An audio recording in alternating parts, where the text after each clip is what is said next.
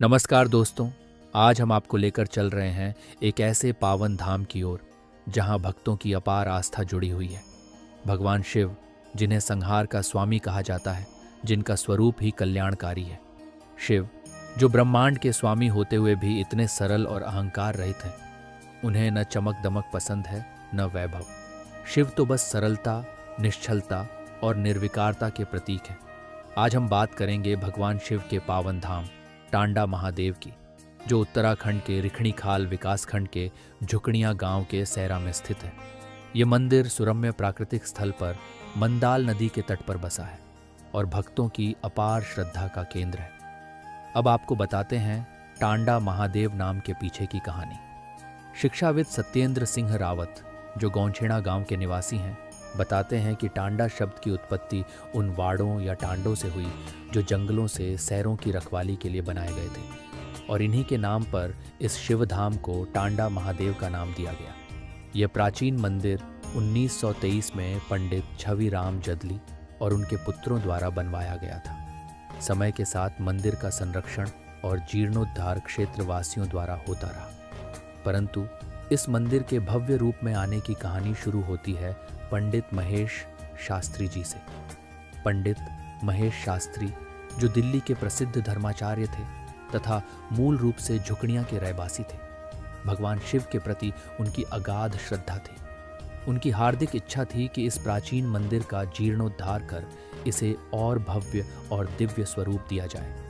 इसी उद्देश्य से उन्होंने एक योग्य व्यक्ति की तलाश की और क्षेत्र के कई लोगों ने इस पुण्य कार्य के लिए समाज सेवी नागेंद्र सिंह नेगी का नाम सुझाया।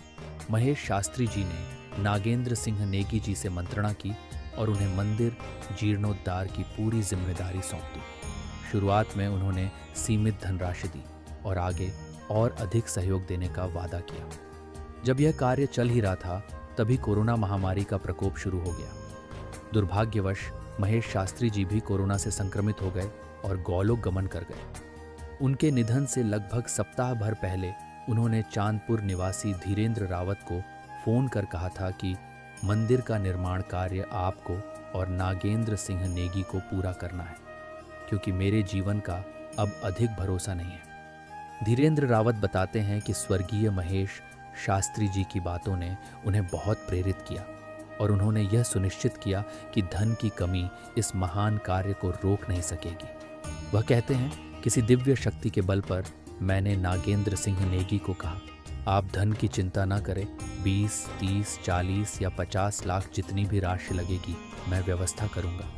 वह कहते हैं, ये कोई दिव्य शक्ति ही थी जो मुझे प्रेरित कर रही थी। धीरेंद्र रावत ने बताया कि उन्होंने टांडा महादेव मंदिर नाम से एक व्हाट्सएप ग्रुप बनाया और लोगों से सहयोग की अपील की। धीरे धीरे देश विदेश से भक्त इस पुण्य कार्य में योगदान देने लगे।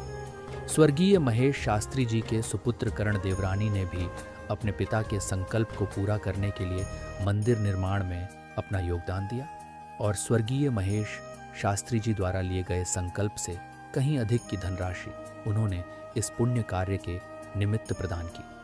सहयोग, सहभागिता, संकल्प और परिश्रम के माध्यम से स्वर्गीय महेश शास्त्री की प्रेरणा और धीरेंद्र रावत और नागेंद्र सिंह नेगी के परिश्रम रूपी तप तथा सबसे अधिक भगवान टांडा महादेव की अनुकंपा इस पुण्य कार्य के निमित्त रही। भगवान शिव के दिव्य धाम टांडा महादेव मंदिर का दिव्य और भव्य स्वरूप इस रूप सामने आया।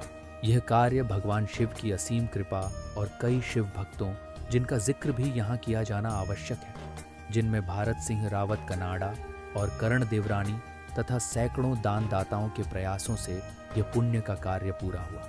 इसमें स्वर्गीय महेश शास्त्री जी की प्रेरणा, धीरेंद्र रावत की अटूट इच्छा शक्ति और नागेंद्र सिंह नेगी के अथक प्रयासों की निश्चित रूप सराहना की जानी चाहिए, जिन्होंने इस पुण्य के कार्य में महत्वपूर्ण भूमिका निभाई है। दोस्तों, इस तरह से भगवान शिव के प्रति असीम भक्ति और आस्था का प्रतीक टांडा महादेव मंदिर का भव्य निर्माण हुआ। भगवान टांडा महादेव आप सभी भक्तों की मनोकामनाएं पूर्ण करें। अगर आपको यह कहानी पसंद आई हो तो हमारे चैनल को लाइक करें, सब्सक्राइब करें और बेल आइकन दबाएं, ताकि आप ऐसी ही धार्मिक और प्रेरणादायक कहानियां मिस न करें। हर हर महादेव।